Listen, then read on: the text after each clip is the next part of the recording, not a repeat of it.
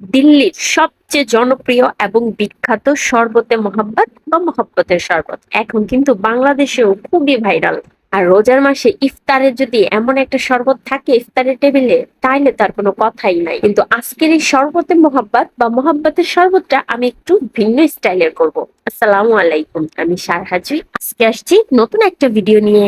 তরমুজটা কিন্তু বেশ লাল হয়েছে, তাই না? প্রথমে আমি এতটা লাল আশা করি নাই, কিন্তু দেখে মনটা একদম ভালো হয়ে গেছে। তরমুজের যে দাম, ওরে বাবারে, মনে হয় যে স্বর্ণ কিনতাছি এরকম একটা ব্যাপার। আর রোজার মাস আসলে কোনো কথাই নাই, ফেরাউনের কথা মনে পড়ে। যাই হোক, তরমুজটারে কাইটা নিলাম। এখন একটা পাত্রে আমি দুধ নিয়ে নিতেছি। এইখানে আমি 1 কেজির মতো দুধ নিছি। দুধটা আমি আগে থেকে জাল করে ঠান্ডা করে রাখছি। তারপর এখন লাগবে ড্যানিশ। এটা দিলে এটা টেস্টটা খুব ভালো আসে, না দিলেও কোনো সমস্যা নেই, এখানে চিনিও দিতে পারেন। আমি এখানে পরিমাণ মতো দিয়ে ভালো করে মিশিয়ে নিচ্ছি। আর অবশ্যই এটা কিন্তু একদম ভালো করে মিশিয়ে নিতে হবে। আচ্ছা, আপনারা কি কেউ জানেন এই শরবতটার নাম মহব্বত শরবত কেন? আমার তো জানা নাই। এই শরবত খাইতে খাইতে কি কেউ প্রেমে পড়ে গেছিল, না কেউ কাউরে মহব্বত করছিল? কারণটা কি? অবশ্যই যদি কেউ জানেন আমারই কিন্তু জানাইতে ভুলবেন না।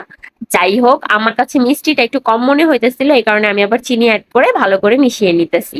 এই মহব্বতের শরবতে কিন্তু সবাই রুয়াবজা ব্যবহার করে, যেটা আমি মোটেও ব্যবহার করি নাই। আমি এখানে বিটরুটের যে জুসটা আছে সেটা ব্যবহার করছি। বিটরুটটারে গ্রেট করে তারপরে সেখান থেকে যে জুসটা বের হয় সেটা নিয়ে ছেঁকে তারপর এটাতে মিশিয়ে দিয়েছি। কেউ ধরতে পারে নাই আমার বাসার যে আমি এখানে রুয়াবজা ব্যবহার করি নাই। আর এত সুন্দর একটা কালার আসছে, আপনারা তো অবশ্যই দেখতেছেন। তারপরে আমি এখানে বেশ কিছুটা বরফ কুচি দিয়ে দিলাম। শরবতটা অবশ্যই ঠান্ডা খেতে ভাল লাগে। আমার দুধটাও ফ্রিজে ঠান্ডা ছিল। তারপর আমি এখানে তরমুজটারে একদম ছোট ছোট করে কেটে দিয়ে দিতেছি, যতটা কুচি করা যায়। ছোট ছোট হইলে খেতে এটা খুব ভাল লাগে। এখানে আমি বিটের জুসটা দিছি বইলা কেউ আবার ভাইবেন না যে বিটের জুসে কাঁচা গন্ধ লাগে, বাকি মোটেও গন্ধ লাগে না, একদমই না। বাসায় একবার হলেও ট্রাই করে দেখবেন। রুয়াবজা থেকে বিটের জুস দিয়ে বানাইলে আমার মনে হয় এটা আরো বেশি স্বাস্থ্যকর হয়, কারণ আমাদের এই মহব্বতের শরবতে কিন্তু সামান্য পরিমাণ কেওড়া জল বা সামান্য পরিমাণ গোলাপ জল ব্যবহার করতে হয়। যেহেতু সেটা আমি ব্যবহার করব, তাই বিটের যে একটা কাঁচা গন্ধ থাকে সেটা কিন্তু আর লাগবে না।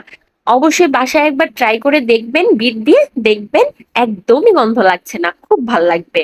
আর রমজান মাসে ইফতারের টেবিলে এমন যদি ঠান্ডা এবং স্বাস্থ্যকর 1 গ্লাস শরবত থাকে, তাহলে তো ইফতারির সকল ক্লান্তি দূর হয়ে যাবে।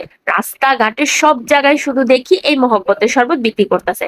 সেই শরবতটা যদি বাসায় একটু স্বাস্থ্যকর উপায়ে বানানো যায়, তাইলে তো খুবই ভালো। আর বিটরুটের উপকারের কথা কি আর বলবো, সেটা বলে শেষ করা যাবে না।